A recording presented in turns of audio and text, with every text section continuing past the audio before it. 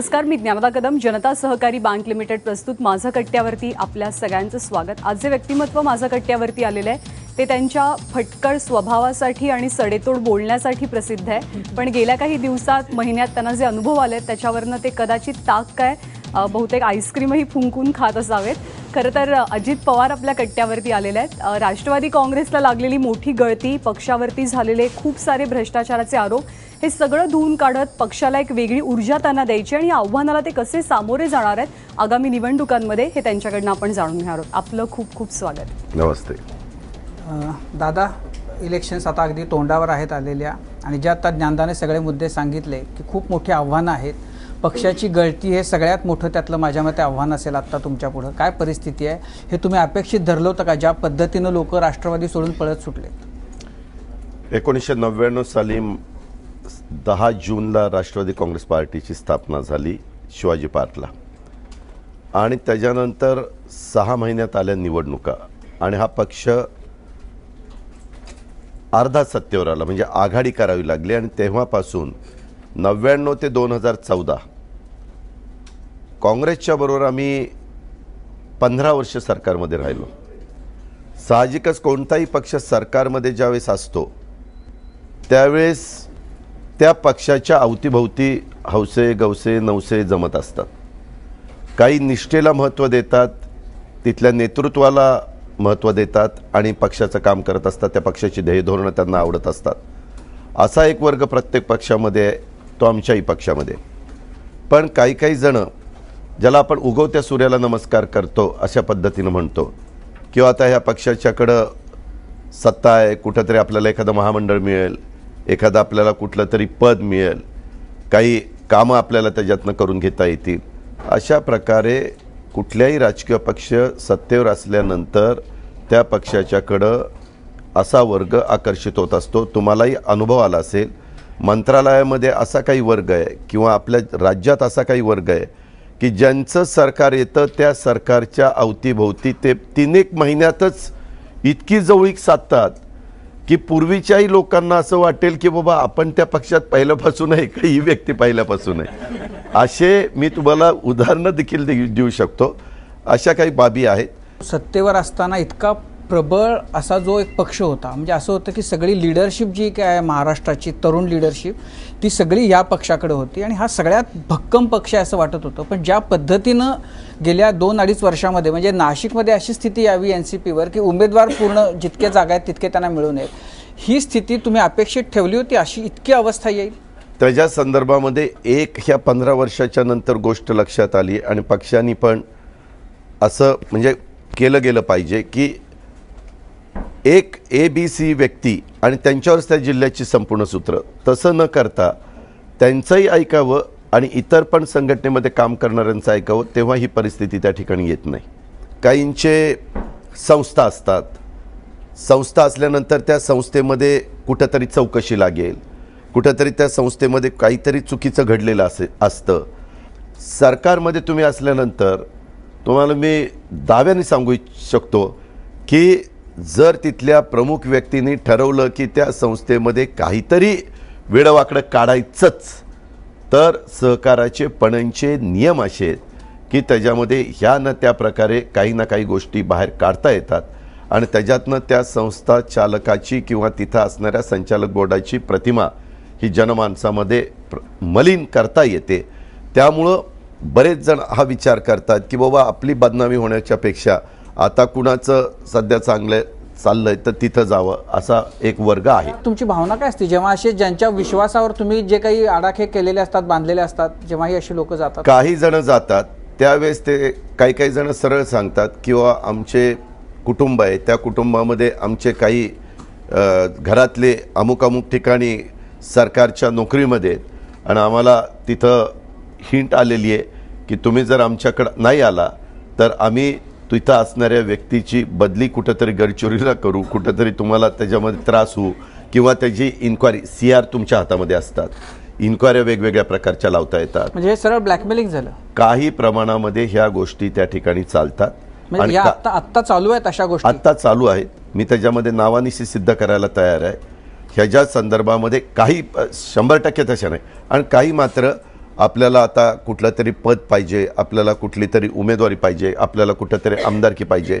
आता पिंपरी चिंचवड महानगरपालिकेचं उदाहरण देतो. पिंपरी चिंचवड महानगरपालिकेमध्ये गेले अनेक वर्ष चांगल्या प्रकारचा कारभार आम्ही सगळ्यांनी त्या ठिकाणी केलेला आहे. पण ती महानगरपालिका काही करून आपल्या ताब्यामध्ये घ्यायची.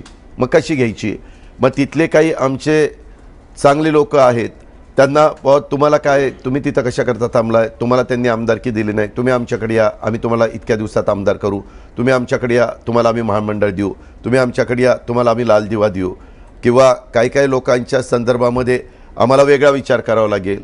सरकारमध्ये असल्यानंतर वेगवेगळ्या पद्धतीनं करायचंच म्हटलं तर तसं पूर्वीच्या काळामध्ये भाजप म्हणजे वाजपेयी साहेबांच्या काळातली जे भारतीय जनता पक्ष होता तो अशा प्रकारचा विचार करत असताना आपण पाहत नव्हतो. तुमच्याकडे अशा हिंट आल्यात की नाही?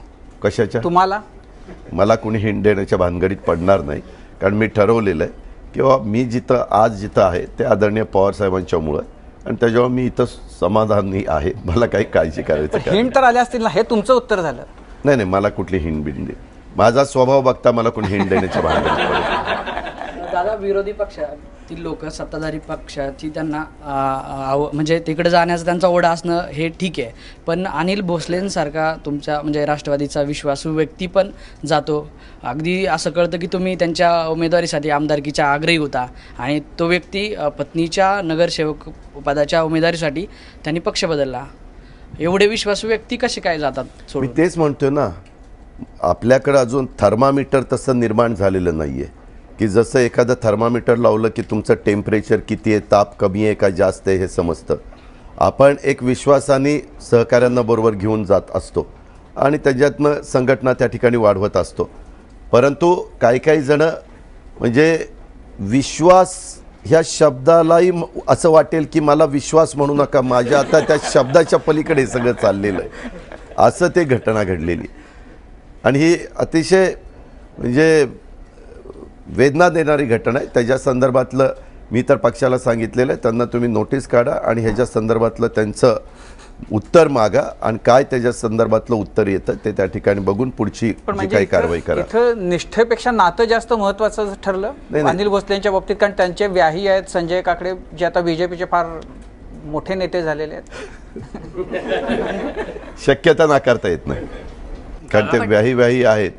आणि त्यांनी एक स्टेटमेंट मी असं वाचलं की मला माहितीच नाही, मी शेतावर गेलो होतो आणि तेव्हा ते पत्नींना भेटले.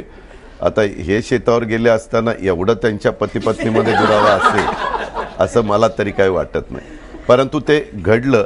निष्ठा, विश्वास या शब्दाला आता काही अर्थ राहिला नाही. महत्त्व प्राप्त झालेले गद्दार अशा शब्दांना. पण हे सरकार बदलल्यानंतर नव्यानं ह्या सगळ्या गोष्टी जाणवल्या की असं इतके लोक आपण ज्यांच्यावर विश्वास ठेवतो ते अशा पद्धतीने. नाही, आज तुम्हाला मी सांगतो, तुमच्या माध्यमातून महाराष्ट्रातल्या जनतेला सांगतो, ज्यावेळेस कधी ना कधी एक प्रसंग येईल की त्यावेळेस महाराष्ट्रामध्ये भाजपचं सरकार नसेल.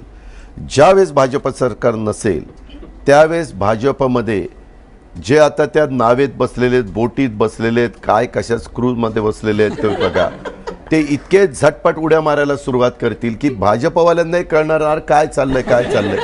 त्यावेळेस RSS म्हणेल आता तुम्हाला कळलं ना खरं कोण आणि खोटं कोण. त्यावेळेस वेळ निघून गेलेली आहे. तुमची आणि शरद पवारांचं नेतृत्व याची कायम तुलना केली जाते. त्यांचा जर काळ बघितला, त्यांच्या आयुष्यात पण असे वेळ आली जेव्हा त्यांनी पुलोदय निर्माण केलं, त्यानंतर परत काँग्रेसमध्ये आले, मध्ये 95 मध्ये सत्तेपासून परत बाहेर गेले. त्यावेळेस त्यांच्या जवळचे जे विश्वासू होते ते मात्र त्यांच्या बरोबर राहिले, कायम राहिले. आणि ही जी आता नावं आहेत, अनिल भोसले असतील, एकेकाळी लक्ष्मण जगताप असतील, महेश लांडगे असतील, आझम पानसरे असतील, यांच्या प्रतिमा अशा होत्या की जोपर्यंत अजित पवारांनी म्हटलं नाही त्यापर्यंत कोणता निर्णय पण घेणार आहेत. इतके तुमच्याबरोबर सावलीसारखे, तुमचा उजवा हात डावा हात असं म्हणून ते असायचे. तर तुम्हाला सुद्धा आत्मपरीक्षण करायची जी गरज आहे असं वाटत नाही की शरद पवारांच्या बाबतीत बघता बाकीचे सोडून गेले, पण कोर जे विश्वासू ज्यांच्यावर त्यांनी विश्वास ठेवला ते राहिले त्यांच्या पडत्या काळात सुद्धा, तुमच्याबरोबर ते राहिले नाहीत. तुम्हाला आठवत नाही का 50-52 आमदार निवडून आले होते तेव्हा 5 आमदार राहिले. आता ते तसं बोलतात, परंतु मी आता तसं सांगून उपयोग नाही, कारण तेव्हा 5च आमदार राहिले. पवारसाहेब नावमेद झाले नाही, पुन्हा साहेबांनी ताकद लावून त्याच्यापेक्षा जास्त आमदार महाराष्ट्रामध्ये निवडून आणले. आणि हे अशा प्रकारच्या घटना नेहमीच घडत असल्या. चव्हाण साहेबांच्याकडं जोपर्यंत त्यांचं पॉवर होती किंवा तेच सरकारमध्ये होते तो काळ आठवा, आणि नंतरचा चव्हाण साहेबांचा काळ ज्यावेळेस त्यांचं सरकार गेलं, चव्हाण साहेब विरोधी पक्षामध्ये होते त्यावेळेस एअरपोर्टला वेलकम करायला किती लोक जात होती हा काळ आठवा. असं नाही आहे, आपण वडीलधाऱ्यांना आदराचं स्थान देतो, ते आज नाही आहेत, त्यांच्याबद्दल आपण नेहमीच चांगलं बोलतो, ही आपली परंपरा, ही आपली संस्कृती आहे. पण हे प्रत्येक वेळेस घडतं, हे आत्ताच घडतं असं नाही, हे पुढेही घडत राहणार आहे.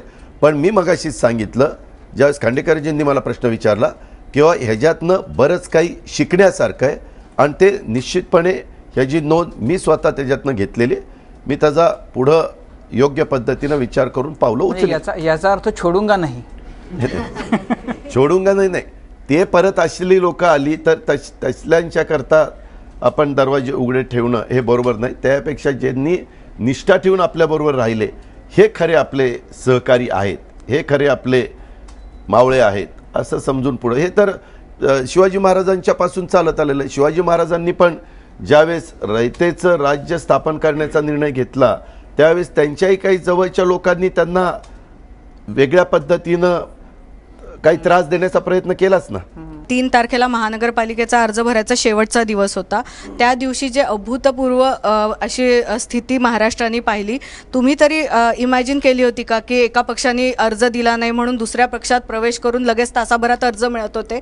ही सगळी जी परिस्थिती आहे, या परिस्थितीत निवडणूक लढणं आता तुम्हाला किती कठीण वाटतं? हो का, मी फक्त हे एकाच पक्षाच्या बाबतीत घडतं असं नाही. मी आता पुणे पिंपरी चिंचवडमध्ये बघत होतो, एखाद्या प्रभागामध्ये 3 जण तुम्ही बसलेलेच पॉवरफुल उमेदवार होता, त्याच्यात तुम्हाला तिकीट दिलं, त्यावेळेस दुसऱ्याही दोघांना वाटलं की मी 5 वर्ष कशाकरता थांबायचं, मी 5 वर्ष थांबायला तयार नाही.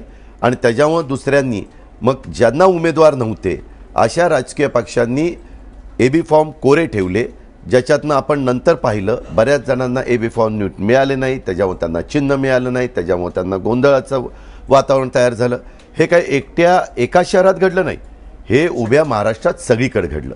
ही लोकशाही आहे, लोकशाहीमध्ये अशा प्रकारच्या घटना ह्या घडत असतात, ह्या सर्व स्तरावर घडत असतात. राजकारणात घडल्यानंतर त्याची चर्चा जास्त होते, परंतु इथंही वेगवेगळ्या क्षेत्रामध्ये इंडस्ट्रीमध्ये तशा प्रकारच्या घटना घडतात.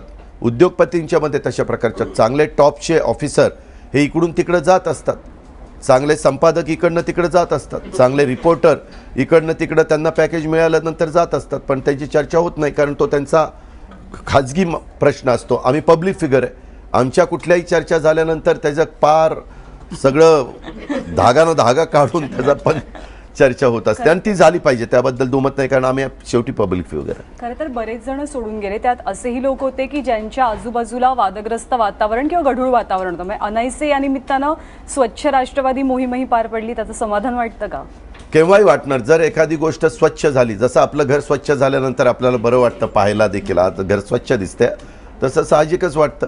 परंतु त्याचबरोबर अशी लोक जात असताना काही अतिशय की ज्यांचे आपले अतिशय जवळकीचे जिव्हाळ्याचे संबंध असतात, त्यावेळेस देखील मनात एक विचार येतो की इतकं चांगल्या प्रकारे एक कुटुंब म्हणून आपण त्यांना वागणूक देत असताना देखील अशा काही व्यक्तींना जायला नको होतं असंही वाटतं. आणि काही व्यक्ती गेल्या त्या जाणारच होत्या, त्या तात्पुरत्याच आलेल्या होत्या, अशी डबल मानसिकता असते.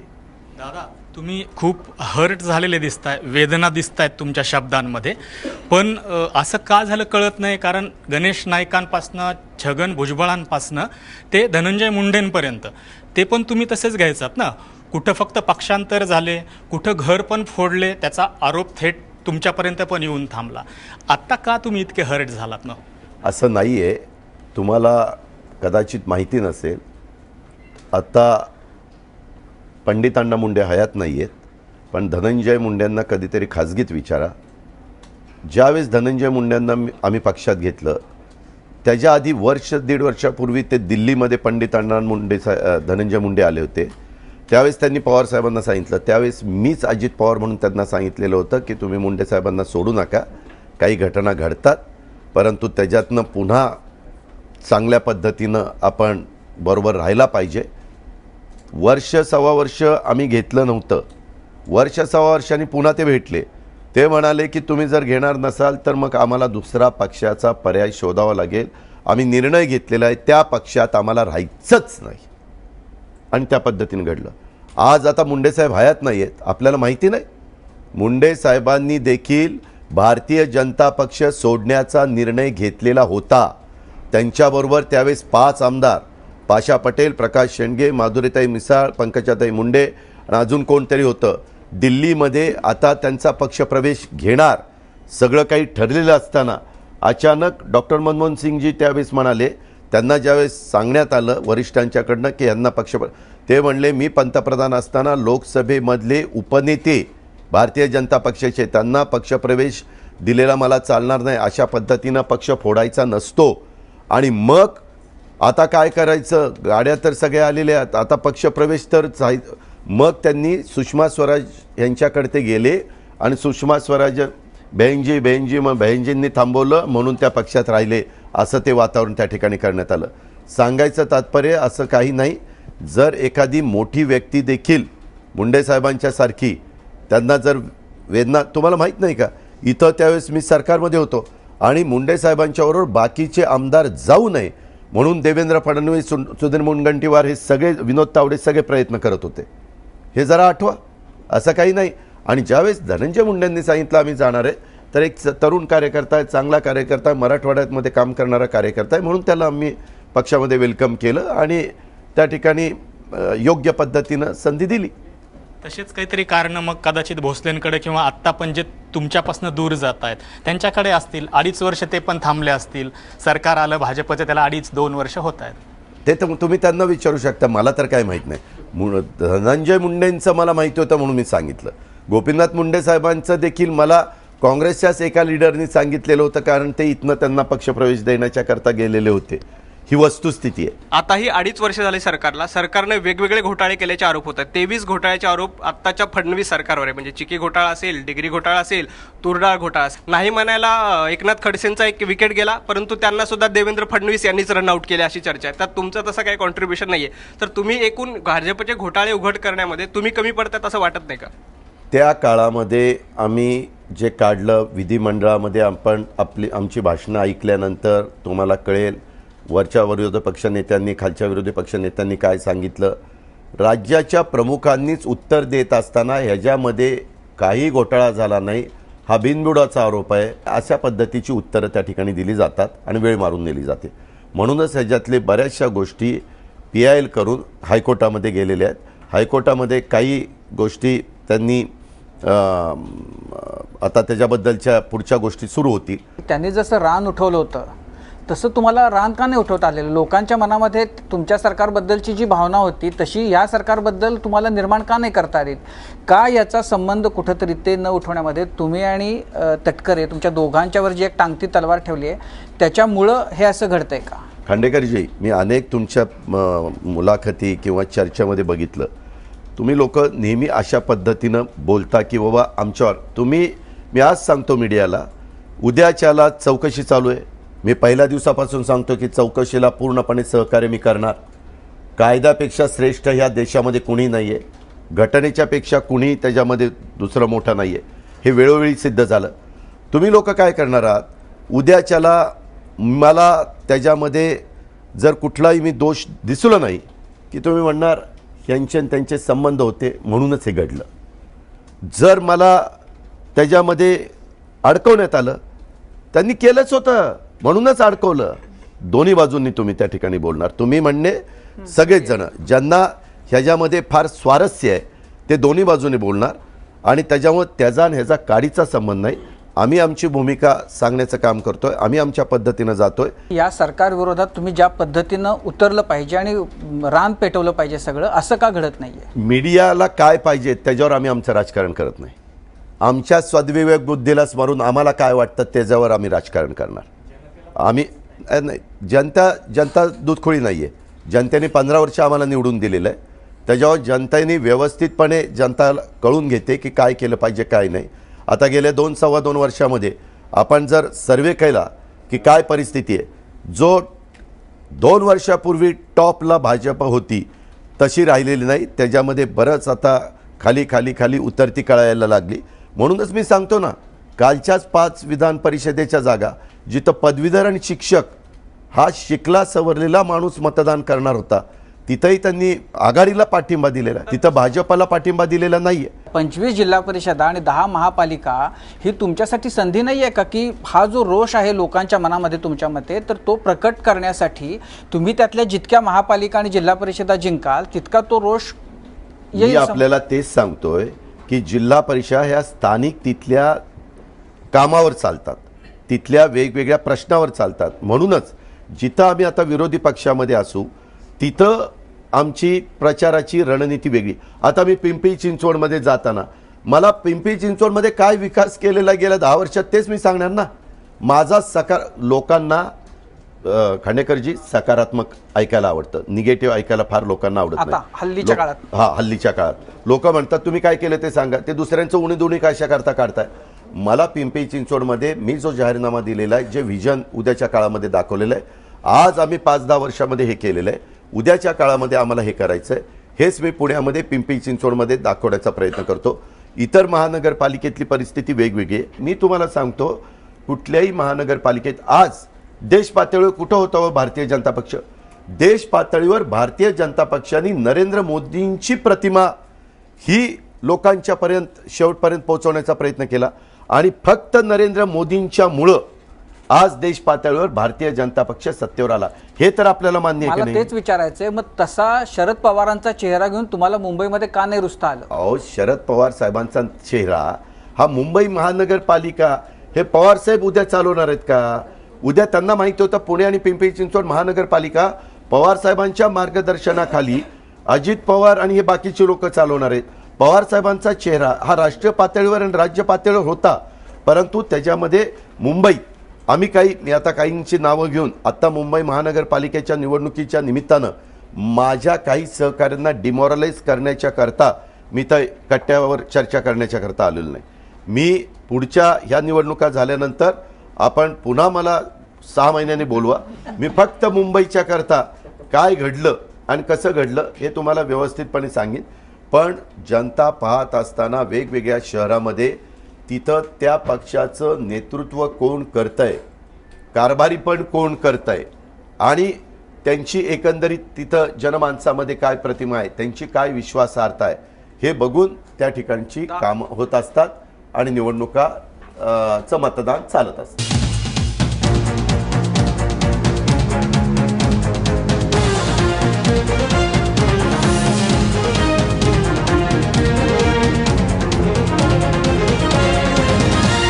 जनता सहकारी बँक लिमिटेड प्रस्तुत माझा कट्ट्यावरती आपल्या सगळ्यांचं पुन्हा एकदा स्वागत. आगामी निवडणुकांच्या निमित्तानं अजित पवारांशी आज कट्ट्यावरती गप्पा रंगतात.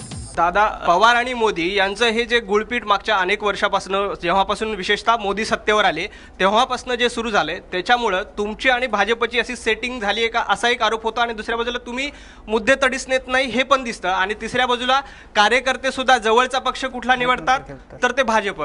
पवार साहेबांनी आपण सरकारमध्ये काम करत असताना जे विरोधक होते त्यांच्याशी मित्रत्वाचे पहिल्यापासून संबंध ठेवले. पवार साहेबांचा तो स्वभाव आहे. ते म्हणतात की काही आपले राजकीय मतं वेगवेगळी असू शकतील, परंतु आपण एकमेकाचे दुश्मन नाही आहे, आपण मित्रत्वाचे संबंध ठेवले गेले पाहिजे. दुसरी गोष्ट, ते ज्यावेळेस प्रचाराला आले होते त्यावेळेस आमच्या पक्षाच्याबद्दल आम्हा लोकांच्याबद्दल काय बोलले हे उभ्या देशाने पाहिलेलं आहे आणि नंतर पंतप्रधानांनी काय बोलावं हा त्यांचा अधिकार आहे. पवार साहेबांनी नोटाबंदीच्या बद्दल त्या ठिकाणी सपोर्ट दिला. नोटाबंदीच्या बद्दल आम्ही पण लोकांनी सपोर्ट दिला, कॉमन मॅननी सपोर्ट दिला. पण 50 दिवसांनी आपल्याला कळलं की ह्या निर्णयाचे कसे दूरगामी परिणाम आणि प्लॅनिंग नसल्यामुळं, RBIलाच त्याच्यात विश्वासात न घेतल्यामुळं, इतर सहकाऱ्यांना विश्वासात न घेतल्यामुळं काय परिस्थिती झाली. पवार साहेबांनी त्याच्याबद्दल जोरकस टीका केली. त्याच्यानंतर शेतकऱ्यांच्या आज जी दुरावस्था ह्या केंद्राच्या सरकारने राज्याच्या सरकारने करून दिलेली आहे त्याच्याहीबद्दल पवारसाहेब वेळोवेळी बोलत आहेत. आज असं काही नाही आहे, त्याच्यामुळं असं एक वातावरण जाणीवपूर्वक तयार केलं जातं की असं या दोघांचे संबंध आहेत. ते संबंध वेगळे.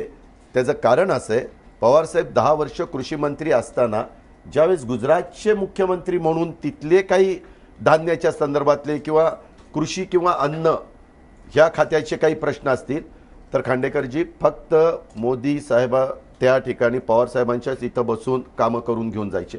आणि पवार साहेब फक्त मोदी साहेबांचं काम करत नव्हते, वसुंधरा राजे सिंधियांचंही काम करत होते. जे त्यावेळेस मुख्यमंत्री वेगवेगळ्या राज्यामध्ये होते, आम्हालाही मदत करत होते. आपल्यालाही दुष्काळाच्या मध्ये त्या कमिटीवर बऱ्याचदा पवारसाहेब राहायचे, त्याच्या संदर्भात सगळ्यांना मदत व्हायची. आणि हा पवारसाहेबांचा स्वभाव आहे. तुम्ही पवारसाहेबांची 4 वेळेला मुख्यमंत्री पदाची कारकीर्द आठवा. आता त्याच्यातले बरेच जण आज हयात नाही आहेत, परंतु त्यावेळेसचे जे विरोधक होते त्यांनाही पवारसाहेब मदत करायचे. कुणाला गणपतराव देशमुखांना गिरणी वगैरे. पण मग ही स्ट्रॅटेजी आहे बीजेपीची की या पद्धतीनं त्यांच्या संबंधांचा वापर करायचा जेणेकरून राष्ट्रवादीला अग्रेसिव्हली रस्त्यावर त्यांनी उतरू नये म्हणून? त्यांची स्ट्रॅटेजी, आता नरेंद्र मोदी साहेबांनी काय स्टेटमेंट करावं हा त्यांचा अधिकार आहे, परंतु पवार साहेबांनी आज देशाचे पंतप्रधान म्हणून कुठल्या कार्यक्रमाच्या करता देखील पवारसाहेब त्यांना निमंत्रित करतात, राष्ट्रपतींना निमंत्रित करतात. राष्ट्रपतींना निमंत्रित केल्यानंतर त्याची चर्चा होत नाही, पण देशाच्या पंतप्रधानांना निमंत्रित केले.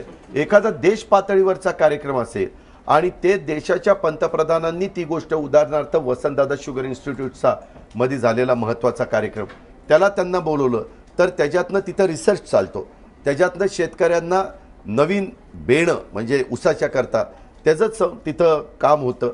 तर ते त्यांनी बघितल्यानंतर त्याच्यातनं काही अधिक मदत झाली तर त्याचा फायदा हा एकट्या वसंतदादा शुगर इन्स्टिट्यूटला होणार नाही, उभ्या भारतातल्या शेतकऱ्यांना होणार आहे. आणि म्हणून ते दाखवण्याचा प्रयत्न त्याच्यामध्ये असतो, त्याच्यामध्ये दुसरी कुठली कल्पना नसते. ही गोष्ट मी आजच्या चर्चेच्या निमित्तानं स्पष्ट सांगतो. आमची विचारधारा राष्ट्रवादी काँग्रेस पार्टीची वेगळी आहे, भारतीय जनता पक्षाची विचारधारा वेगळी आहे. आम्ही सर्व धर्म समभाव हीच भूमिका घेऊन पुढे चाललेलो आहे आणि शेवटपर्यंत जाणार आहोत. नाही, हे तुम्ही म्हणता ते ठीक आहे, पण मग इलेक्शन झाल्यानंतर लगेचच शरद पवारांनी पाठिंबा जाहीर केला होता भाजपला जर सरकार बनवायचं असेल तर, असं म्हणून. जेव्हा राष्ट्रवादीचा सर्वोच्च नेता सांगतो की आम्ही पाठिंबा द्यायला तयार आहे, तेव्हा संभ्रम निर्माण होणार ना. मी ज्यावेळेस तिथं काउंटिंगच्या वेळेस टीव्हीला सगळे आकडे येत होते त्यावेळेस कुणालाही बहुमत मिळत नव्हतं. त्रिशंकू अशा पद्धतीनं सगळे स्वतंत्र लढले, भाजप, शिवसेना, काँग्रेस, राष्ट्रवादी काँग्रेस, मनसे, कुणालाही पूर्ण बहुमत मिळालं नव्हतं. उद्याच्याला एवढ्या मोठ्या महाराष्ट्रासारख्या राज्यामध्ये सरकार जर कुणाचंच आलं नाही तर पुन्हा निवडणुकीला सामोरं जाणं कदापि शक्य नव्हतं.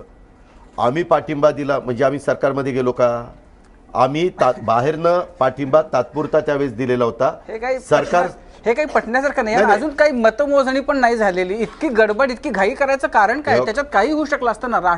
एनसीपीला इतक्या उत्साहानं लगेच जाऊन आम्ही भाजपला पाठिंबा देतो असं म्हणायचं कारण काय होतं? खांडेकरजी, जी राष्ट्रीय पातळीवर काम करणारी व्यक्ती 50 वर्ष समाजकारण राजकारण करते, त्यांचे काही राजकीय आराखडे असतील. नाही, त्यांनी नंतर असं सांगितलं मुलाखतीत की मला हे साधायचं होतं की भाजप आणि शिवसेनेमध्ये झगडा लावायचा होता. मग साधं गणित आहे. मग सांगितल्यानंतर पुन्हा विचारता कशाला? पण उद्याच्याला त्या दोघांचा झगडा लावल्याशिवाय आम्हाला संधी मिळणार आहे काय मला कळतच नाही. पण त्याच्यामुळे तुमच्या विश्वासार्हतापणाला लागली ना. त्यामुळे तुमच्याबद्दल की तुम्ही तर कधीही जाऊन भाजपच्या शेजारी जाऊन बसाल असं एक चित्र निर्माण झालं. चित्र जरी निर्माण झालं तर ते चित्र पुसून काढण्याची धमक आणि ताकद आम्हा लोकांच्या मध्ये आहे. निवडणूक ज्यावेळेस त्या पातळीवरची येईल त्यावेळेस आम्ही आमची भूमिका ही जनतेला सांगू, जनतेला ती पटेल, जनता आमच्या भूमिकेला पाठिंबा देईल याबद्दल माझ्या मनात तीळ मात्र शंका. बाकी प्रश्न विचारायचे, पण मला एक, आत्ता तुम्ही जे शरद पवारांच्या बद्दलचं सांगितलं की सगळ्या पक्षामध्ये त्यांचे मित्र आणि तसं ते राखून आहेत, तुमच्या बाबतीत काय? तुम्ही असे राखून आहे का मित्र? मी काही लोक, आम्ही आमचे पत्ते उघड कशाला करायला पाहिजे? मी तुम्हाला सांगतो, मी तुमच्या कट्ट्यावर आलो म्हणजे सगळं माझं असं फार दाखवायला काही आलेलं नाहीये. मला जेवढ्या गोष्टी सांगायच्या तेवढ्या मी सांगेन, जेवढ्या गोष्टी माझ्या मनात ठेवायच्या. आता इथं यांचे कोण मित्रमैत्रिणी आहेत मी यांना विचारतो का? ते कसं विचारूच शकत नाही, त्यातलाच हा भाग आहे. दादा, परवाच्या सभेत एका तुम्ही म्हणालात की बहुजनांना सत्ता देणार की मुठभरांना, तर मुठभर म्हणजे तुमच्या लेखी कोण? ते बरं झालं हा प्रश्न विचारला. त्याचं कारण त्या पुणे महानगरपालिकेमध्ये मुठभर म्हणजे कालपर्यंत ज्याचं सरकार येईल त्याचं तळी उचलण्याचं काम जी व्यक्ती करते म्हणजे कोण? खासदार तिथले. तुमच्या लक्षात नाही का ते खासदार? आम्हाला ऐकायचं, तुमच्याकडून ऐकायचं. त्या संदर्भामध्ये ते तिथं ठरवत आहेत कुठल्या, म्हणजे काल का म्हणजे लोकांचा गैरसमज होईल, त्यांना संजय काकडे असं म्हणायचं. पुण्यामध्ये सिंहगडला गेलेले होते शपथ घ्यायला आता कुठं सिंहगड, ते शिवाजी महाराज म्हणले असतील कशाला माझ्या गडावर आले कुणाला माहिती. ह्यांचा गड पुणे महानगरपालिका, शिरलेत सिंहगडला. हे नुसती नाटक प्रकार असतो ना, ते दिखावा करण्याची ही पद्धत आहे. ह्याच्यातनं लोक काही साधीसुधी नाही आहेत आणि त्याच्यात तिथंच पालकमंत्र्यांचं तिथं खासदारांचे बरंच शाब्दिक काही त्या ठिकाणी झालं.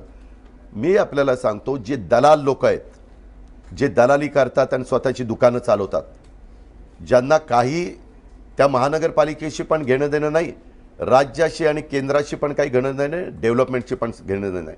फक्त आपल्याला स्वतःला कामं कशी मिळतील, ती कामं मिळवण्याच्याकरता कसं आपल्याला कुणाशी संधान बांधता येईल आणि त्याच्यातून आपली स्वतःची आर्थिक पोळी कशी भाजून घेता येईल, ह्याबद्दलचा तो सगळा कार्यक्रम आहे.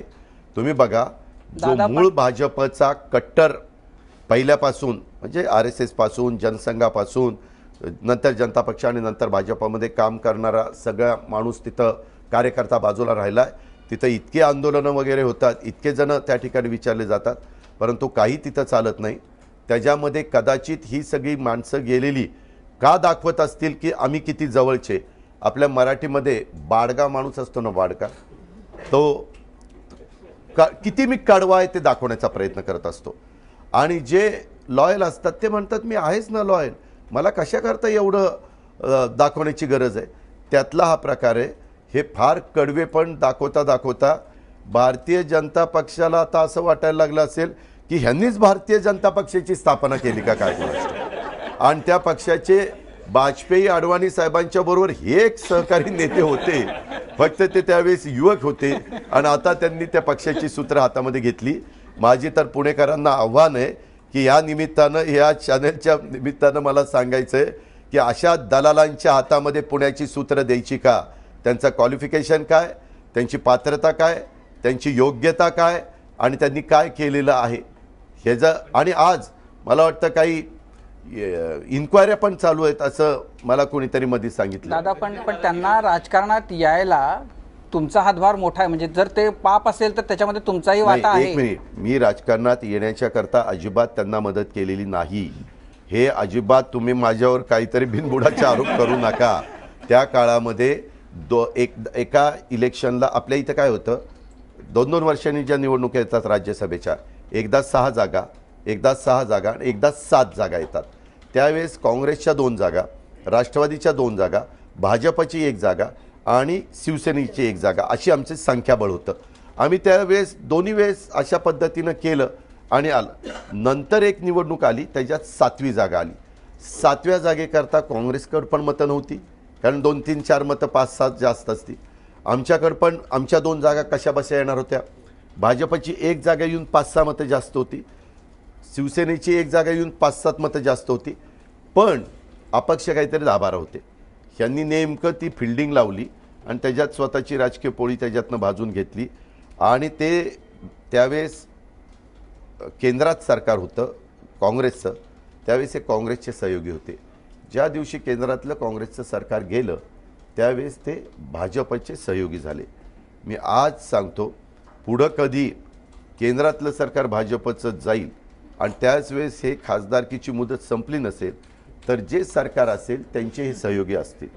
ही भविष्यवाणी नाही, हे ज्योतिष नाही, ही fact आहे. त्यांच्या उदयाला तुमचाही हातभार आहे असं नाही. हे सुरुवातीच्या काळामध्ये एक तिथं काम करणारी व्यक्ती म्हणून मी एका कामामध्ये त्यांना सहकार्य केलं, ही वस्तुस्थिती. मी काही त्यांनाच नाही, अनेकांना. उद्याच्याला मी सरकारमध्ये काम करत असताना कुणी माझ्याकडे कामाच्या निमित्तानं आलं आणि ते काम माझ्या फोनमुळं, माझ्या काही निर्णयामुळं होत असेल तर मी लोकप्रतिनिधी, मी त्या ठिकाणी काम करण्याच्या करता मदत सगळ्यांनाच करत आलो. तुम्ही भाजप शिवसेनेच्या आमदारांना विचारा. अजित पवार ज्यावेळेस 15 वर्ष मंत्री असताना त्यानं पक्ष बघून कामं केली का, म्हणजे काम बघून त्या ठिकाणी मदत केली, त्याच्यामध्ये तुम्हालाही जाणवेल. खरं तर राजकारणामध्ये कुठलाही डाग चांगला नसतो, कारण तो खूप वेळ टिकतो. तुमच्यावरती आरोप करून, तुम्हाला राजकीयदृष्ट्या मलिन करून, तुमची इमेज ही भ्रष्टाचाराचा पोस्टर बॉय अशी करून भाजपने इथं सत्ता मिळवली. कायम सिंचनाचा आणि टोलचा आणि म्हणजे सुनील तटकरे ज्या खात्याचे मंत्री होते त्याच्या भ्रष्टाचाराचं भांडवल भाजपने केलं. त्यानंतर नॅचरली करप्ट पार्टी म्हणून तुम्हाला हिणवलं गेलं. अशा सगळ्या आरोपानंतर जे की फक्त राजकीय म्हणता येत नाहीत, काही वेळेला ते वैयक्तिक स्वरूपाचे झाले, त्यानंतर ज्या वेळेला कधी मोदी समोर येतात आणि त्यांच्याशी हात मिळवण्याची वेळ येते त्यावेळेला मनात तुमच्या काय भावना असते? मला तशा प्रकारचा प्रसंग त्या ठिकाणी आला नाही. आणि आपण राजकारण हे राजकारण पद्धतीनं त्या ठिकाणी चालतं. अशा जर भावना मनामध्ये घेऊन तुम्ही काम करायला लागला तर तुम्ही राजकारणात न आलेलं बरं. म्हणजे राजकारणामध्ये एवढ्या, मी तुम्हाला वाईट वाटेल पण एक गोष्ट सांगू इच्छितो, राजकारणामध्ये यायचं असेल तर थोडंसं गेंड्याची कातडी अंगावर घेऊनच यावं लागतं, ही फॅक्ट आहे. आणि त्याच्या संदर्भामध्ये आपल्याला जर पुढं जायचं असेल, म्हणजे पुढं म्हणजे जनतेची कामं, पुढं आपल्याला कुठं जायचं, जनतेचे प्रश्न सोडवायचे असतील तर त्याच्या संदर्भामध्ये ह्या सगळ्या कामाला फाटा द्यावा लागतो. तुम्हीच बघितलं, कल्याण डोंबिवलीच्या निवडणुकीच्या निमित्तानं मांडीला मांडी लावून बसणारे भाजप शिवसेनेवाले एकमेकाच्या घशामध्ये हात घालून दात सगळे मोजायची भाषा त्यांनी केली. परंतु नंतर त्यांनी सांगितलं की ती निवडणूक होती, निवडणुकीच्या निमित्तानं आमचे आरोप प्रत्यारोप झाले, आता आम्ही एकत्र आलो, आता एकत्रपणे कारभार त्या ठिकाणी करतोय. अशा पद्धतीनं घडलं की आमचे खूप लोक तिकडे गेलेत विधानसभेच्या वेळेला, तर त्यांच्याकडे 30-35 आमचे एक शिट्टी मारली तर सगळे परत येतील असं तुम्ही म्हणाला होतात. तर तुम्ही शिट्टी मारल्यानंतर ते परत येणार आहेत का आणि परत आलेल्यांना तुम्ही घेणार आहेत का? आता शिट्टी मारण्याची वेळच नाही ना. आता आम्ही दोघं जण मिळून आहेत 80 आणि जास्तीत जास्त बाकीचे सगळे घेतले तर 90 होतील. आता 90 145ची मॅजिक फिगर गाठण्याच्या करता 50 लोक पाहिजे. आता शिट्टी मारली तर 50 आकडा होतच नाही ना. त्याच्यामुळे जर ऐका ना, शिट्टी मारून 50चा आकडा साध्य करता आला असता तर इथपर्यंत वेळच येऊन दिली नसती. इथं वेगळाच माणूस म्हणून बसलो असतो. पण दादा तुम्ही इलेक्शनच्या आधी शिट्टी मारणार आहेत का, म्हणजे गेलेल्यांना परत बोलवणार आहेत? नाही, आता ह्याच्यातनं आम्ही शिकलेलो आहे. आता शिट्टी मारण्याचं काही कारण नाही. आता आपले निष्ठावान जे असतील, जे आपल्याकडं पडत्या काळामध्ये आपल्याबरोबर राहिले, त्यांना बरोबर घेऊन जाण्याचा प्रयत्न राहील. पण मी एकटा म्हणजे काय राष्ट्रवादीचा सगळे निर्णय नाही. माझं वैयक्तिक मत ते आहे, आम्ही ज्यावेळेस एकत्र बसू चर्चेला त्यावेळेस मी मांडीन की ह्याच्यात आपण बरंच अनुभवलं आहे. आता यांना काही कुणाला घ्यायला नको.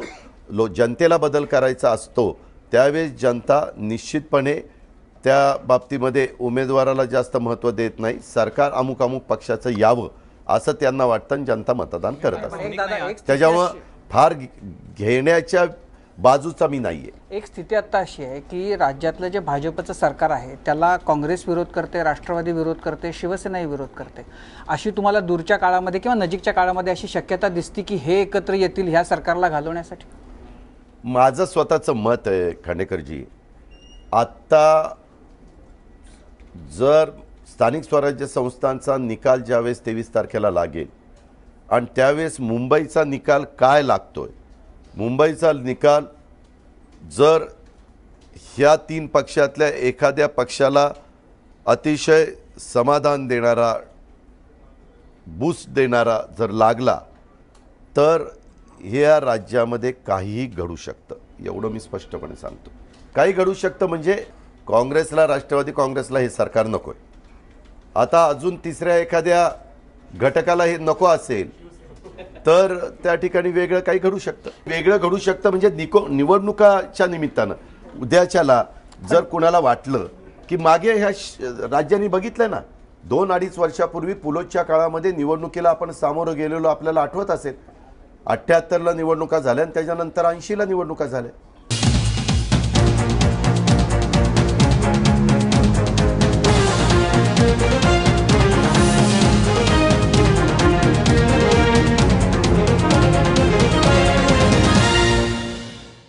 जनता सहकारी बँक लिमिटेड प्रस्तुत माझा कट्ट्यावरती आपल्या सगळ्यांचं पुन्हा एकदा स्वागत. आगामी निवडणुकांच्या निमित्तानं अजित पवारांशी आज कट्ट्यावरती गप्पा रंगतात.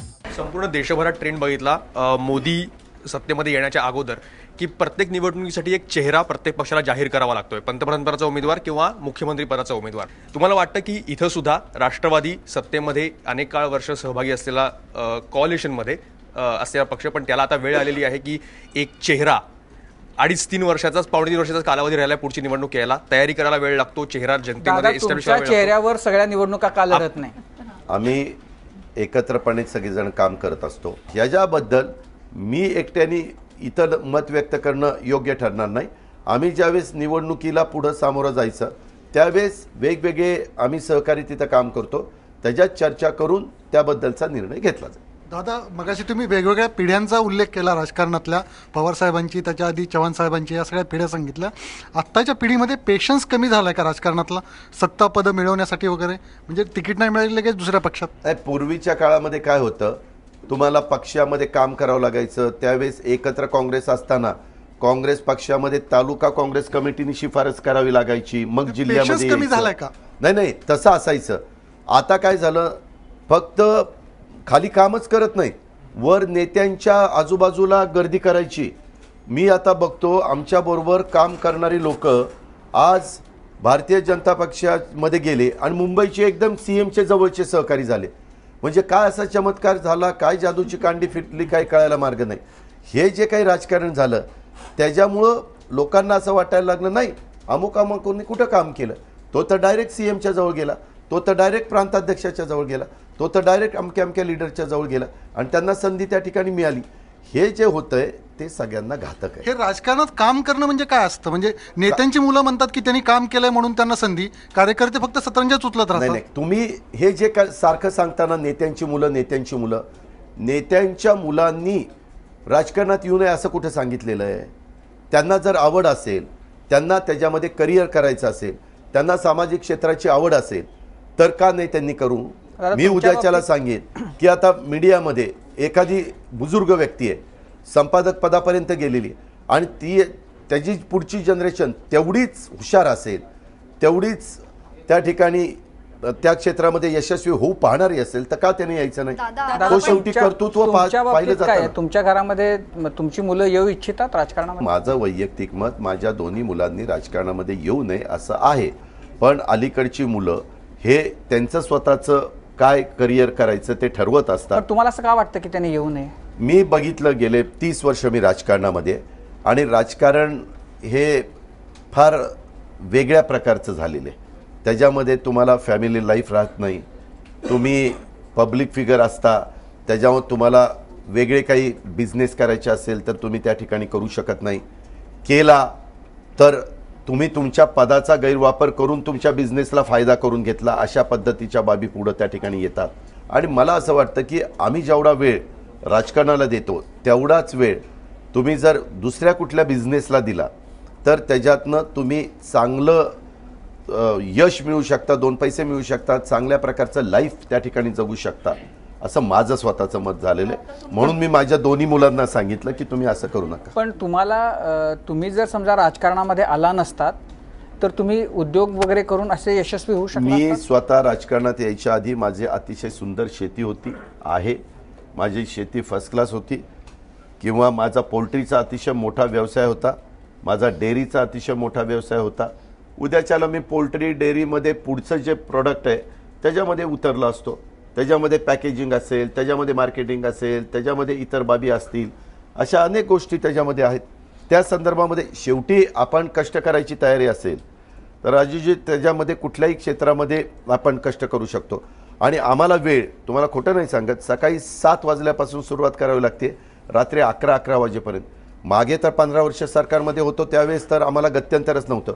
मला असं वाटलं होतं की आता आपण सरकारमध्ये नाही, आपल्याला थोडंसं ह्याच्यातनं रिलीफ मिळेल आणि आपल्याला इतर पण काही बाबी करता येतील, परंतु तसं होत नाही. कारण आम्हाला पक्ष पुन्हा वाढवण्याच्या करता, कार्यकर्त्याला पुन्हा एक प्रोत्साहन देण्याच्या करता, त्याच्या मनामध्ये ईर्ष्या निर्माण करण्याच्या करता तशा पद्धतीनं काम करावंच लागतंय, वेळ द्यावाच लागतोय. पण कधी चुकून असं मनामध्ये विचार आलाय का की कशाला आलो राजकारणात? मी मागच सांगितलेलं होतं, ज्यावेळेस एका गोष्टीचा इतका बाऊ त्या ठिकाणी करण्यात आला आणि त्याच्यातनं मी सांगितलं की ती सगळी माझी राजकीय जीवनातला तो शब्द वापरला ती घोडचूक होती. तो जर मी राजकारणात नसतो आणि तो गावाकडची लोक सर्रास वापरतात, कुणी त्यांना विचारत नाही. त्यांच्यातले जे गावातली लोक आहेत गावाकडचे त्यांना विचारा ना. पण तुम्ही राजकारणात आल्यामुळंच त्याला प्रसिद्धी देण्यात आली, त्याच्यामुळंच ती न्यूज चालवण्यात आली, त्याच्यामुळंच 2, 3, 4 दिवस पार ते मी देशात पातळीवर माहिती नव्हतो तोही माहिती झालो त्याच्यातून. अशा पद्धतीच्या ज्या घटना घडतात त्या कॉमन मॅन जो असतो त्याच्या बाबतीमध्ये त्या ठिकाणी तुम्हाला घडत ती नाही. सगळीच गोष्ट खूप अशी आत लागलेली आहे, तो सगळा लागलेलीच आहे ना. कारण मी नंतर विचार केला किंवा त्याच्यातनं एकाने क्लिप बरोबर ती काढली, ती क्लिप एकाने 3-4 लाख रुपये देऊन विकत घेतली आणि ती विकत घेऊन पुन्हा वेगवेगळ्या लोकांना पुण्यामध्ये, मुंबईमध्ये, दिल्लीमध्ये सगळीकडे पोचवण्याचं काम त्या ठिकाणी केलं. ते मी नंतर माहिती काढली की कोणी केलं, काय केलं. मग मलाही माझी सटकली ते ज्यांनी ते केलं. मग मी त्यांना विधानसभेमध्ये पराभूत केलं. पण तुमचे पुतणे निवडणुकीच्या रिंगणात उतरत आहेत, त्या काकांकडून पुतण्याला काय बाळकडून मिळते? रोहितने मला येऊन सांगितलं की काका मला राजकारणामध्ये आवड आहे, मला समाजकारणाची आवड आहे आणि मी त्या भागामध्ये काम करतो. त्यावेळेस मी एक घरातला त्याचा काका, एक राष्ट्रवादी काँग्रेस पार्टीचा तिथला एक सहकारी आमदार या नात्याने मी त्याला सांगितलं, साहेबांचा सल्ला घेतला. साहेब म्हणले की त्याची इच्छाच असेल तर माझी हरकत नाही. कालच त्यांनी फॉर्म भरलेला आहे आणि निकाल लागल्यानंतर आपण बघा तो काय 1000 मतांनी निवडून आलेला असेल. राज ठाकरे त्यांच्या पक्षाने गाणं काढले आत्ता, राज ठाकरे एकटे पडल्यानंतर तुमच्या पक्षाचा असा काही विचार आहे की गाणं येईल तुमचं काही? मी तुम्हाला सांगू का, आम्ही काही एकटे बिकटे पडलेलं नाही आहे. त्याच्यामुळं गाणं बिणं म्हणून काही मतं मिळत नसतात. ज्यांना आता उमेदवार नाही, कुणी नाही, काय नाही, आता त्यांना गाणं म्हणण्याशिवाय गप्पा मारण्याशिवाय गत्यंतर राहिलेलं नाही. असं नाही आहे. ह्याच्यातला गमतीचा भाग जाऊ द्या. राज ठाकरेंना पण ह्या राज्यातल्या जनतेने फार चांगल्या प्रकारची सुरुवातीला संधी दिलेली होती. लोक ज्यावेळेस विश्वास टाकतात, ते विश्वास टाकल्यानंतर आपलं संघटना कौशल्य असतं आणि ते टीमवर्क असतं. ते टीमवर्क नंतरच्या काळामध्ये शेवटपर्यंत चालत राहायला पाहिजे होतं. ते दुर्दैवाने चाललं नाही आणि त्याच्यामुळं तो पक्ष जेवढ्या जोरात पुढं आला, कुठल्याच पक्षाने एकदम 14 जागा वगैरे घेतलेल्या विधानसभेला आपण पाहिल्या नाही. आणि पुण्यामध्ये, मुंबईमध्ये आणि नाशिकमध्ये एवढं यश पाहिलं नाही. मुलांना, यंग जनरेशनला त्यांची भाषणं आवडायची, यंग जनरेशनला त्यांचे विचार त्या ठिकाणी आवडायचे. परंतु नंतर त्या विचाराशी ते पक्के राहिले नाही असं साधारण आपल्याला जाणवायला लागलं. एखादा पाकिस्तान कलाकार त्या ठिकाणी त्याचा चित्रपट पाहायचा नाही, बरं पाहायचा नाही, परंतु एक मीटिंग झाली, आता पाहायचा. काय झालं मीटिंगमध्ये? त्या चित्रपटाच्या निर्मात्यांनी कुठल्या तरी फंडाला 5 कोटी रुपये दिले, झालं, विषय संपला. अरे असं कसं? तुम्ही पैशामध्ये त्या मुद्द्याला पाहता का? शक्यच नाही ना राजूजी. असं कसं जनता ऐकेल? आणि त्याच्यामध्ये डिफेन्समधलीच लोक म्हणले आम्हाला नको असला पैसा, असं त्यांनी स्वतः सांगितलं. त्यामुळं नाडी पहिल्यांदा तुम्हाला लक्षात आली की नक्की काय याला औषध पाहिजे, परंतु नंतर ती नाडी ओळखल्यानंतर त्या बरा होण्याच्या करता जे औषध पाहिजे होतं ते न देता दुसरंच इंजेक्शन दिलं गेलं. त्याच्यामुळे सगळं ते फिसकटलं गेलं. मागे एकदा शरद पवारांनी राज ठाकरेंना एक सल्ला दिला होता, तुम्हाला माहित असेल. तुम्ही काही देणार आहात त्यांना सल्ला? ते एक म्हणजे आम्ही ते थोडेसे माझ्यापेक्षा वयाने कमी आहेत आणि आम्ही ज्यावेळेस भेटतो त्यावेळेस व्यवस्थित गप्पा वगैरे मारतो. मला जर सल्ला द्यायचा असेल तर पार राज्याच्या जनतेच्या समोर सल्ला देण्याच्या ऐवजी आम्ही आपला खाजगी, त्यांनी मला सल्ला द्यावा, मी त्यांचा सल्ला घेईल. त्यांना माझा सल्ला आवडला तर घ्यावा, त्यांचा सल्ला मला आवडला तर मी घेईन आणि आम्ही आपलं पुढे जाऊ. हा, कधी कधी होतं, पण आम्ही ह्याला अजिबात सांगत नाही की आम्ही भेटणार आहोत. मी त्यांच्याशी अनेकदा मीटिंग केलेल्या आहेत, पण त्या मीटिंग करत असताना तेही कुणाला कळून देत नाही, मी पण कुणाला कळून देत नाही. उद्धव ठाकरेंची अलीकडच्या काळामध्ये मीटिंग माझी बऱ्याच दिवसात झाली नाही, परंतु पूर्वी आमचं सरकार असताना काही वेळेस आमची दोघांची मीटिंग झाली. कदाचित गेल्या 15 वर्षात आपल्याला आले नाही तितके अनुभव, वेगवेगळे अनुभव कदाचित या 2-2.25 वर्षात आले असतील. तर तुम्ही काय शिकलात किंवा आपल्याला त्या अनुभवांनी काय शिकवलंय? पहिला अनुभव म्हणजे राजकारणात तुम्ही सत्तेवर असताना तुमच्या आजूबाजूला वावरणारी लोक वेगळी असतात. सत्ता गेल्यानंतर त्याच्यातली बरीच जण तुम्हाला सोडून जातात आणि जे खरोखरीच तुमचे समर्थक आहेत, हितचिंतक आहेत, पक्षाला मानणारे लोक आहेत, तेच तुमचे खरे सहकारी आहेत. ही गोष्ट प्रकर्षाने मी त्या ठिकाणी पाहिली. पण माझं एक झालं, मी सरकारमध्ये काम करत असताना माझी प्रशासनावर पकड असायची. मी अधिकाऱ्यांना पण रिस्पेक्टफुली वागवायचो. आज त्या अधिकाऱ्यांना कधी मी फोन करतो त्यावेळेस ते मला आज पण चांगला प्रतिसाद देतात. म्हणजे कधी कधी तुम्ही सरकारमध्ये असल्यानंतर अधिकारी लोकांशी चांगलं वागला नाही तर ते तुमचं सरकार गेल्यानंतर ते अधिकारी तुमचा फोन उचलायला पण टाळाटाळ करतात. तुम्ही त्यांना भेटायला गेला तरी मुद्दाम तुम्हाला अर्धा तास बाहेर बसवतात. तसं सुदैवाने माझ्या बाबतीमध्ये घडलेलं नाही. कारण मी सरकारमध्ये 15 वर्ष किंवा उपमुख्यमंत्री 4-4.5 वर्ष असताना पण मी तोही अधिकारी, त्यांनाही काही विचार आहेत, त्यांनाही काही मत आहेत, हे लक्षामध्ये घेऊनच आम्ही निर्णय घ्यायचो. काही वेळा आपण बघतो की कार्यकर्ते अति आक्रमक होतात. आजची भोरची घटना समोर आहे की पोलिसावर हात टाकण्यात आला. अशा वेळी आपल्यासारख्या नेत्यांची काय जबाबदारी असते आणि ते कुठेतरी मग कमी पडतात अशा प्रकारच्या जेव्हा घटना सांगू होतात? का, अलीकड भाजप शिवसेनेचं सरकार आल्यापासून तुमच्या माझ्या राज्यातल्या कायदा सुव्यवस्थेचा बोजवारा उडालेला आहे. 3-13 वाजलेले. तुम्ही बघा, ह्या सरकार आल्यापासून मध्ये ठाण्यामध्ये देखील एक घटना घडली. मध्ये एका ट्रॅफिकच्याही व्यक्तीला एवढं मारलं पोलीस खात्याच्या की तो त्याच्यामध्ये मृत्युमुखी पडला. ज्या कायद्याचा रक्षण करणार आहे त्यालाच मारहाण. मी आता टीव्ही बघत होतो, त्या PSI ला बेदम ठोकून काढतात. एवढं धाडस होतं कसं?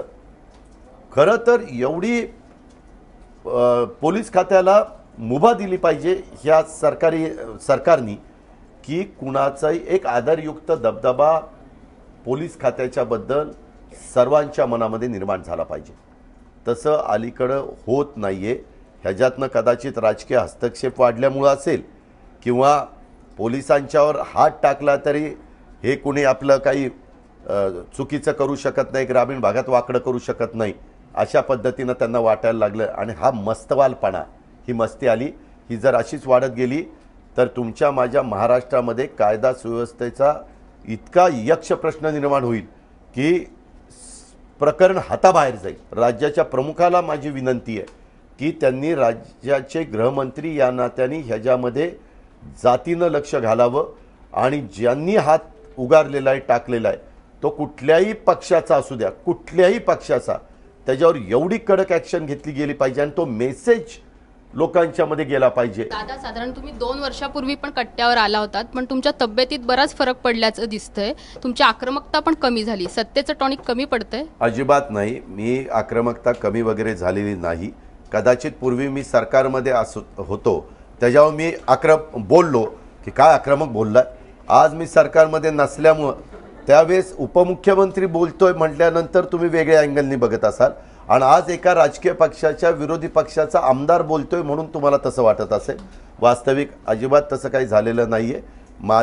माझं व्यवस्थितपणे चालू आहे आणि त्या पद्धतीनं मी कुठंही, मला आत्मविश्वास आहे पवारसाहेबांच्या सारख्या राष्ट्रीय नेत्याच्या मार्गदर्शनाखाली राष्ट्रवादी काँग्रेस पार्टीला पुन्हा एकदा उमेदीचे दिवस आम्ही सगळेजण निश्चितपणे दाखवू शकू.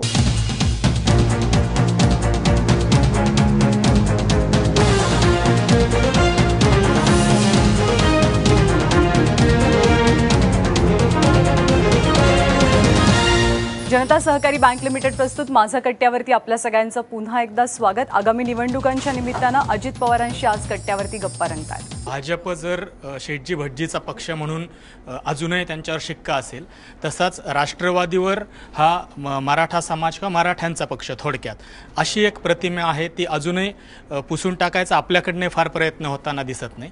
मराठा मोर्चाच्या माध्यमातून जो असंतोष खदखद जी सर्वपक्षीय राजकारण्यांवर आली, तिचा फायदा राष्ट्रवादीला होईल असं तुम्हाला वाटलं होतं का? तो झाला नाही, उलट बाकीचा समाज सुद्धा विरोधात गेलं असंही तुम्हाला वाटतं? उलट शेटजी भटजींचा पक्ष हा एकेकाळी बोललं जायचा, आता तो शेटजी भटजींचा पक्ष अजिबात राहिला नाही. हा काही अंशी गुंडांचा आणि काही अंशी दलालांचा पक्ष होऊ पाहतोय आणि त्याच्यामध्ये मुंडे साहेबांना, नंतर अण्णासाहेब डांग्यांना, नासा फरांदे साहेबांना, अशा काही वेगवेगळ्या समाजाला पुढं आणून तो चेहरा त्यांनी पूर्णपणे बहुजन समाजाच्या लोकांचा पक्ष असा त्यांनी आणायला पावलं उचलली आणि त्याच्यात त्यांना काही अंशी यश आलं, ही वस्तुस्थिती आहे. दुसरी गोष्ट, आमच्या पक्षाला तशा पद्धतीनं एकेकाळी ओळखलं जात होतं.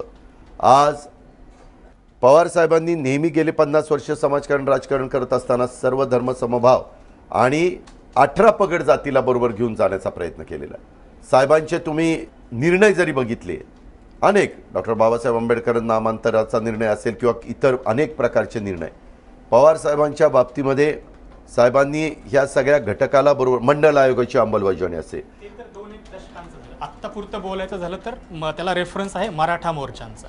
नाही, मराठा मोर्चा हा कुठल्या पक्षाने काढलेला मोर्चा नाहीये. त्याच्या पाठीमागं कुठला पक्ष नव्हता, कुठला नेता नव्हता, कुठला झेंडा नव्हता. हा उत्स्फूर्तपणे राज्यामध्ये देशाला स्वातंत्र्य मिळाल्यानंतर एवढे प्रचंड मोर्चे कधीच कुणाचे निघालेले नव्हते. अशा प्रकारचे ते मोर्चे निघालेले होते. त्याच्यामध्ये सरकारने पण बऱ्याच खोलामध्ये जाऊन कोण ह्याच्या पाठीमागे हे तपासण्याचा प्रयत्न केला. प्रश्न असा होता की त्याचा फटका सरकारला बसेल असं वाटत होतं, पण प्रत्यक्षामध्ये तसं बसलेलं दिसलं नाही. त्याच्यामध्ये झालं काय, त्याच्यात सरकार खडबडून जागं झालं.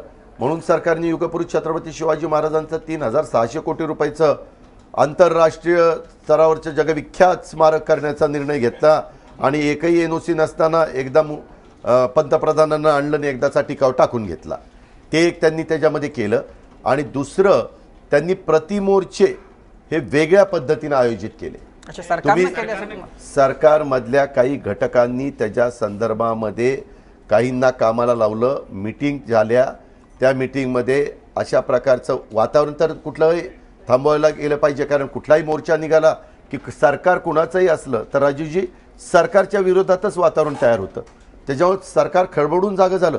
त्याची नोंद केंद्र सरकारने घेतली. म्हणजे चर्चा अशी सुरू झाली की आता राज्याचे मुख्यमंत्री केंद्रात मंत्री कॅबिनेट म्हणून जाणार आणि इथं चंद्रकांत दादा पाटील येणार, अशी चर्चा सुरू झाली होती की नव्हती. त्याच्यामध्ये चंद्रकांत दादा पाटलांनी एक स्टेटमेंट केलं की नाही, माझ्यावर जी जबाबदारी टाकतील ती जबाबदारी मी पार पाडीन, मला कुठली अपेक्षा नाही आहे, अशा पद्धतीनं. म्हणजे सगळ्यांना जरा आतनं काहींना गुदगुद्या व्हायला लागल्या होत्या, काहींना नाराज म्हणजे वाटायला लागलेली होती. अशा सगळ्या गोष्टी घडल्या आणि त्याच्यातनं प्रतिमोर्चे वगैरे निघाले. आणि मग नंतर असं एक वातावरण तयार करण्यात आलं की जर हे अमुक पक्ष ह्याच्यामागं उभा राहिलेला असेल तर बाकीच्या सगळ्यांनी एकत्र यावं आणि त्या पक्षाच्या विरोधामध्ये त्या ठिकाणी मतदान करावं. पण मी सांगतो, अलीकडचा नवीन वर्ग फार काही जातीपातीच्या भानगडीमध्ये राजूजी पडत नाही. तो विकासालाच जास्त महत्त्व त्या ठिकाणी देत असतो. पण राष्ट्रवादी काँग्रेस पार्टी सर्वांना बरोबर घेऊन जाण्याचा प्रयत्न हा निश्चितपणे करते आणि सगळ्या घटकाला सामावून पण घेते पदाच्या बाबतीमध्ये. पण तुम्ही मागच्या काही दिवसात खूप संयमी, शांतपणे आणि खूप चांगलं भाषण करताय आणि लोकांना ते आवडतं. पण दुसऱ्या बाजूला देवेंद्र फडणवीस हे खूप आक्रस्ताळीपणाने आणि जोरात अगदी घसा बसेपर्यंत भाषण करतात. तर तुम्ही खासगीत किंवा कट्ट्यावरून असं काय देवेंद्र फडणवीसांना कधी सल्ला द्याल? देवेंद्रजींचा पण बर्थडे 22/7 आहे, माझाही बर्थडे 22/7 आहे. अरे काय योगायोग आहे. मुंडे आणि शरद पवारांचा एकच होता. तो नाही. मुंडे साहेबांचा आणि शरद पवारांचा एक बर्थडे नाही. मुंडे साहेबांचा 12/12 तारीख नाही. मुंडे साहेबांची तारीख आई वडिलांना माहिती नव्हती, मुंडे साहेबांना पण माहिती नव्हती. जुन्या तारखा काढा, ती कदाचित 1/6 असेल. कारण आपण ऍडमिशन शाळेमध्ये 1/6. मला धनंजय मुंडेंनी स्वतः सांगितलं की पूर्वी चर्चा घरामध्ये झाली आणि मुंडे साहेबांचा वाढदिवस नक्की कधी आहे, आपण कधी साजरा केला पाहिजे. त्यावेळेस पवार साहेबांचं एवढं वलय महाराष्ट्रामध्ये होतं. मग तिथं चर्चा अशी झाली. मी तुम्हाला स्पष्ट सांगतो, मी अजिबात खोटं बोलणार नाही. स्वतः धनंजय मुंडे साहेबांनी मला सांगितलं. मग 12/12 तारीख काढली. त्या दिवशी शरद पवारांचा कार्यक्रम वाढदिवस जोरात साजरा होतो, तर 30 तारीख आपण काढूया, मग आपलाही वाढदिवस तिथं साजरा होईल. या पद्धतीनं तुम्ही काढा ना. मुंडे साहेब राजकारणात कधी आले? 80ला. 80 सालापासून मुंडे साहेबांचे 12/12 जे पुढची तारीख असेल ते कधी साजरे झाले रेकॉर्ड काढा. त्यामुळं त्यांचा 12/12 वाढदिवस नाही. मात्र त्या देवेंद्रजींचा माझा 22/7 हा वाढदिवस आहे. फक्त माझं 59 साल आहे. त्यांचं साल काय ते तुम्हाला माहिती आहे, ते मला ज्युनियर आहेत. एक मी पाहिलं आहे, देवेंद्रजी काम करत असताना सभागृहामध्ये देखील त्यांच्या अजून लक्षातच येत नाही की मी राज्याचा प्रमुख आहे. समोरचे लोक तर आरोप करणार. काल तुम्ही बघितलं खारगे साहेबांनी कशा पद्धतीने आरोप केले, त्याला उत्तर आता प्राईम मिनिस्टरने दिलं असेल. परंतु आरोप केल्यानंतर त्या आरोपाला उत्तर देत नाहीत. पवार साहेबांचं मी सभागृहात बघितलं, विलासरावजींचं बघितलं. आरोप झाल्यानंतर विलासराव एखाद दुसरा चिमटा काढायचे आणि सरकारची भूमिका पटवत राहायचे. पवारसाहेब पण तसेच करायचे. एखादा चिमटा असा काढायचे की ते शाल जोडीतलाच असायचा. म्हणजे ह्या पद्धतीनं ते चालायचं. आत्ताच्या मुख्यमंत्र्यांच्या लक्षात येत नाही, ते बेंबीच्या देठापासून असं असं असं करत ते पुढं जात असतात. आम्ही त्यांना खुणवत असतो, जरा सावकाश सावकाश सावकाश, पण ते काही होत नाही. ते त्यांना सवय जडलेली आहे. जसं आम्ही काही गोष्टी पाठीमागं बोलल्यानंतर आमच्या लक्षात आलं हे फार अंगलट येते, हे सोडून दिलं पाहिजे, आणि मग त्याच्यावर तुम्ही आता किमान म्हणायला लागलं तुम्ही थोडंसं संयमी झाला, अमकं झालं, आम्हाला समाधान आहे. म्हणजे काहीतरी नोंद तुम्ही घेता, याचा अर्थ खरंच काहीतरी संयमाने वागायला लागलोय आम्ही. तसं आपल्या देवेंद्र फडणवीस राज्याच्या प्रमुखांनी केलं पाहिजे असं मला वाटतं. आणि त्यांनी शांतपणे सांगितलं तरी आम्ही ऐकून घेऊ ना. तुम्ही जोरातच सांगितलं म्हणजेच ते फार कळतं असं समजण्याचं कारण नाही. दादा, हो, आत्ता राज्यातलं वातावरण बघितलं, कुठलंही अगदी विधानसभा ते पंचायत समिती झेडपीपर्यंत चित्र असं दिसतंय की भाजप आणि शिवसेना ह्या दोघांच मेन फाईट चालू आहे. काँग्रेस कधीतरी कुठंतरी असतं, राष्ट्रवादी तर चौथ्या क्रमांकाला आहे. अपोजिशनची, विरोधकांची जी काही सगळी स्पेस आहे, जागा आहे, ती या दोघांनीच व्यापून टाकलेली आहे. कुठं आहे विरोधी पक्ष? तुम्ही आता काय करताय राष्ट्रवादीला पुन्हा वर आणण्यासाठी? पुण्यामध्ये लढत कुणाची? पुणे महानगरपालिकेमध्ये लढत कुणाची? पुणे तुमचा गड आहे. एक मिनिट, आता नाही, आता तुम्ही शब्द एकीकडे वापरता, नंतर गड, असं नाही. पुणे महानगरपालिकेमध्ये लढत भाजप म्हणजे राष्ट्रवादीच्या आणि समोरच्या पक्षांची आहे. पिंपरी चिंचवडमध्ये लढत ही राष्ट्रवादीच्याच बरोबर आहे. पुणे ग्रामीणला लढत ही राष्ट्रवादीच्याच बरोबर आहे. सांगलीमध्ये लढत, अनेक लोक इकडं तिकडं जरी गेलेले असले तर तुम्ही बघा राष्ट्रवादी काँग्रेस पार्टीची तिथं संख्या काय. सोलापूरमध्ये लढत राष्ट्रवादीची आहे असं नाही आहे. काही ठिकाणी काही पक्षाची ताकद तिथं आहे, ही वस्तुस्थिती आहे. आणि कुठल्या पक्षाची ताकद, आमची आता ताकद मुंबईमध्ये कमी आहे आम्ही मान्यच करतो, आमची ताकद विदर्भामध्ये कमी आम्ही मान्यच करतो. त्याच्यामुळे बाकीच्या ठिकाणी आज मराठवाड्यामध्ये लढत कुणाची आहे, आज मराठवाड्यामध्ये नगरपालिका कुणाच्या आल्यात हे पहा ना आपण. असं नाही आहे. फक्त तुम्ही सगळेजण ह्या शहरामध्ये राहता आणि काय ते मुंबई महानगरपालिकेचे जे भाषणं होतात किंवा मधल्या काळामध्ये कल्याण डोंबिवलीची झाली त्यामुळे ह्या चर्चेला ऊत आला. आता ठाण्यामध्ये तर तुम्ही पहा, ठाण्यामध्ये आता काँग्रेस आणि राष्ट्रवादी राणेसाहेबांच्या आणि जितेंद्र आव्हाडांच्यामुळं एकत्र लढतायत. त्यामुळे निश्चितपणे तिथं लढत आता कुणाची होती ते आपण पहा. पुण्यात तुम्ही ज्या दादोजी कोंडदेव यांचा पुतळा हटवला त्यावेळेस तुम्ही ठोस भूमिका घेतली होती. आता गडकरींचा पुतळा हटवला आहे, तिथं मात्र महापालिकेने तैलचित्र वगैरे बसवलं आहे. तुमची काय भूमिका आहे या प्रकरणामध्ये? नाही, ह्याच्याबद्दल मी माझी भूमिका स्पष्टपणे सांगितलेली होती. उगीच कुठल्या तरी संघटनेने यायचं आणि काहीतरी अशा प्रकारच्या मान्यवरांचे पुतळे हलवायचे हे बरोबर नाही. पुतळा किती वर्ष आहे? अनेक वर्ष आहे. आचार्य अत्र्यांनी तो बसवलेला आहे. त्याच्यामध्ये मी महापौरांना सांगितलेलं होतं ताबडतोब पुतळा, आयुक्तांना पण सांगितलं होतं ताबडतोब पुतळा बसवा. परंतु आता नवीन पुतळा बसवत असताना काही नियम केलेले की तो पुतळा हुबेहूब आहेत का नाही, त्याची ती कमिटी पाहायची, मग त्या कमिटीने करायचं. ते काम त्या ठिकाणी चाललेलं आहे. ठराविक काळामध्ये त्याला जो लागणारा वेळ आहे 2 महिने 3 महिने जो काही असेल तेवढाच लागेल. परंतु तोपर्यंत तिथं पुतळा न ठेवता तैलचित्र त्या ठिकाणी ठेवण्यात आलेलं आहे. हे महानगरपालिकेने राष्ट्रवादी काँग्रेस पार्टीची सत्ता असतानाच घेतलेला निर्णय. ह्याचा निषेध प्रशांत जगताप महापौरांनी पण केला, मी पण ताबडतोब त्या गोष्टीचा निषेध केला. ही गोष्ट चुकीचीच आहे. तुम्ही वैचारिक लढाई वैचारिक पद्धतीनं करा ना. तुम्ही हे कुठले पुतळे तिथं हे करायचं, तोडायचं, मोडायचं, तोडून मोडून राजकारण होत नाही. कायदा हातामध्ये घेऊन राजकारण होत नाही. ह्याच्यातनं संघटना कुठलीच वाढत नाही. ह्याच्यातनं अतिशय वाईट मेसेज सर्वसामान्य माणसांच्यामध्ये जात असतो. ह्याची नोंद आक्रमकपणे काम करणाऱ्या संघटना आणि संघटनांच्या पदाधिकाऱ्यांनी निश्चितपणे घेतली पाहिजे असं मला वाटतं. दादा, तुम्ही आता भाषणांबद्दल बोलत होता, तुम्हाला कोणाचं भाषण जास्त आवडतं? म्हणजे दिलीप सोपलांचं आवडतं, आठवलेंचं आवडतं का राज ठाकरेंचं आवडतं?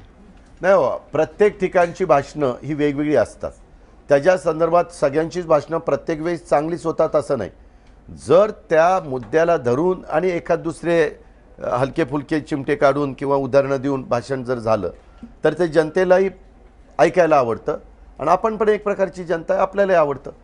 पण त्याच्यामध्ये काहीतरी अशी ठोस भूमिका पण असली पाहिजे. नुसतीच टिंगलटवाळी आणि नुसतीच वेळ मारून देणं आणि नुसतंच जनतेला हसवणं, ह्याच्यातनं जनतेचे प्रश्न सुटत नाहीत. नाही, पण तुमच्यावर प्रभाव कोणाचा? म्हणजे यशवंतरावांची भाषणं तुम्ही ऐकली? यशवंतराव चव्हाण साहेबांची भाषणं मी लहानपणी ग्राउंडवर बसून त्या ठिकाणी ऐकलेली आहेत आणि त्यांची पुस्तकं पण मी वाचलेली आहेत. त्याच्यामध्ये त्यांनी कधीच कमरेखालचे वार कुणावर केले नाही. चव्हाण साहेबांच्यावर अनेकांनी टीका टिप्पणी केली, पण चव्हाण साहेबांनी स्वतःची भाषणाची पातळी कदापिही ही सोडली नाही. हे उभ्या महाराष्ट्राने अनुभवलं. म्हणजे त्यावेळेस आचार्य अत्रे तर किती वेगळ्या प्रकारची टीका, जहरी टीका ही चव्हाण साहेबांच्यावर करायची. तीच गोष्ट पवार साहेबांच्याही बाबतीमध्ये बाळासाहेब ठाकरेंनी अनेकदा कमरेखालचे वार केलेले, वेगळ्या प्रकारची टीका केली, पण पवार साहेबांनी स्वतःची वैचारिक पातळी न सोडता त्याला उत्तर देऊन चिमटा काढून पवारसाहेब पुढं त्या ठिकाणी गेले. ही पण आपण पाहिलेलं आहे. प्रसार माध्यमांचं आणि तुमचं पहिल्यापासूनच एक लव्ह हेट रिलेशनशिप राहिलेलं आहे. मीडियावरचा तुमचा राग कमी झालाय की नाही गेल्या 2-2.5 वर्षात? नाही, एक मिनिट. असं मीडियावर कुठल्याही राजकारणामधल्या व्यक्तीला मीडियावर राग ठेवून तो गेला तर तो आयुष्यातनं संपून जाईल. मीडियावर राग ठेवून कुणालाही चालणार नाही. हा मीडिया असा आहे की फार जवळ गेला ना तरी एखाद्याला फार त्याचा वाट लावून टाकतील आणि फार जवळ नाही गेलं तरी हा फारच जरा स्वतःची टिमकी मिरवतोय, याला जरा आपला झटका दाखवलाच पाहिजे, असंही त्या ठिकाणी करू शकतो. हे दोन्ही बाजू आहे. हे दोन्ही बाजूचं हत्यार आहे. हे मदत करणारं पण हत्यार आहे आणि हे अंगावर येणारं पण हत्यार आहे. त्याच्यामुळं त्यांनी त्यांचं काम करावं, आपण आपलं काम करावं आणि सलोख्याचे संबंध, सौंदर्यपूर्ण अशा प्रकारचे संबंध ठेवावेत, ह्या मताचा मी. नक्कीच. खरं तर या निवडणुका बऱ्यापैकी वेगळ्या आहेत. जिथे जिथे आपली सत्ता आहे ते टिकवण्याचं आव्हान आपल्या समोर आहे. त्या सगळ्यासाठी खूप साऱ्या शुभेच्छा आणि कट्ट्यावर आल्याबद्दल मनापासून धन्यवाद. नमस्ते. तर जनता सहकारी बँक लिमिटेड प्रस्तुत माझा कट्ट्यावरती इथेच थांबतोय. ताज्या बातम्यांसाठी पाहत रहा ABP माझा.